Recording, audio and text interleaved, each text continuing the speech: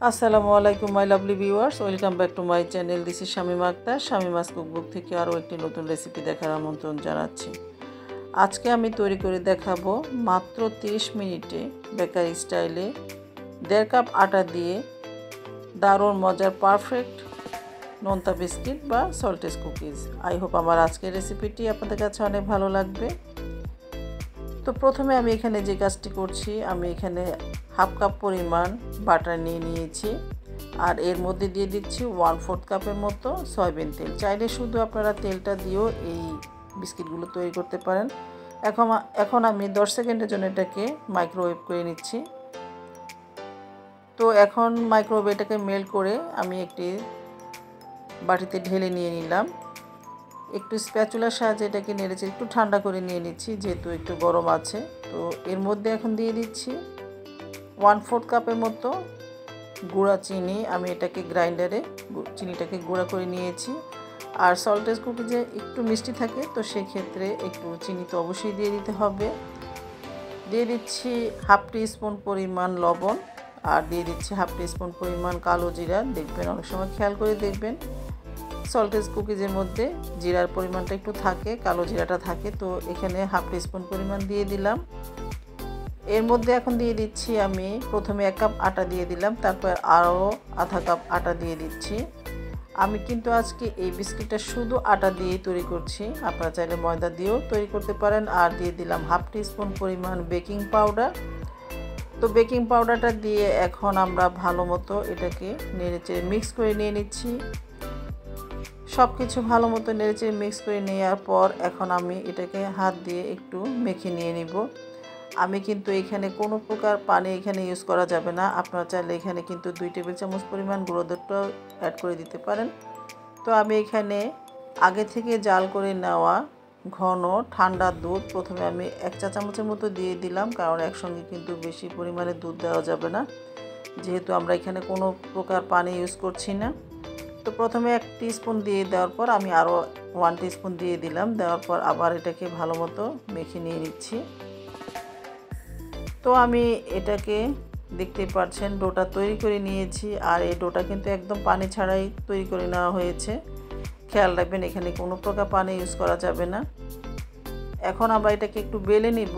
এটা চাইলে আপনারা হাত দিয়েও এরকম একটু ফ্ল্যাট করে নিয়ে নিতে পারেন। তো আমি একটু বেলুনি দিয়ে এটাকে বেলে নিয়েছি আর চারপাশ থেকে এভাবে একটু সমান করে দিচ্ছি, যেহেতু আমরা এখন বিস্কিটের শেপটা দিব। তো একটু নাইফের সাহায্যে এটাকে একটু সমানভাবে স্প্রেড করে নিয়ে নিলাম। আর একটু হাত দিয়েও চেপে চেপে এটাকে একটা ফ্ল্যাট তৈরি করে নেবেন, মানে ফ্ল্যাট আকারের মতো তৈরি করে নেবেন।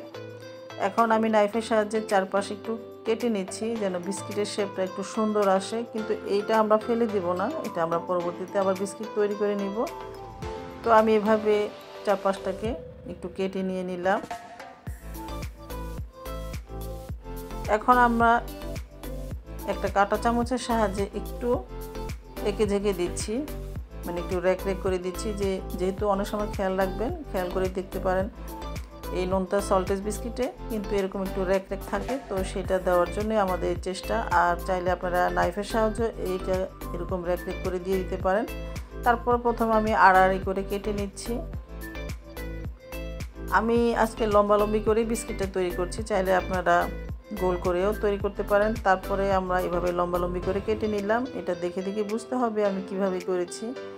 এই তো দেখতে পাচ্ছেন আমার বিস্কিটের শেপ দেওয়া হয়ে গিয়েছে। যেহেতু আমি বিস্কিটগুলো কিন্তু আজকে ওভেনে করব না, আমি চুলাতেই তৈরি করে দেখাবো আমার ভিউয়ার্সদের জন্য। তো প্রথমে আমি একটি প্লেটের উপরে এরকম বেকিং পেপার বিছিয়ে নিয়ে এখন আমি একে একে এই বিস্কিটগুলো এর উপরে রেখে দিচ্ছি।